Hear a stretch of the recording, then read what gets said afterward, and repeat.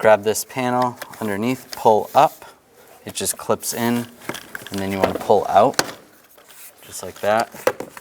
There's just clips underneath here. Most of these are broken. Now you want to take this little button off. You can do it by hand, or if you have to, you can use a straight blade screwdriver. And if you need to, use a trim tool. Just get behind here and just pry it out. Just goes outward. There's a clip there and a clip there. Disconnect this connector right here. If you need to, use a pick or a screwdriver. Just push up on the tab there. Disconnect it. Now there's 3 screws holding this in. 1, 2, 3. And you're going to use a 5.5 millimeter socket. I'm going to take the back ones out first.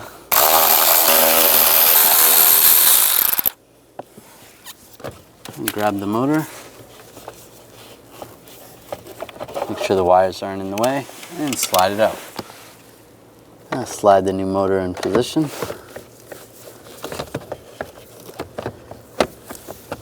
Get these screws started. And tighten them down.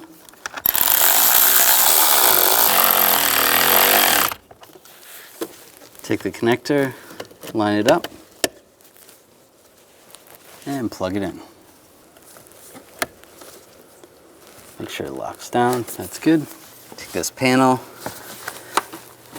put it in position.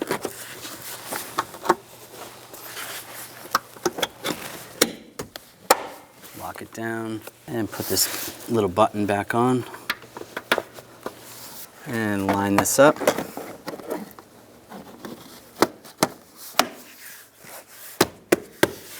And lock it down.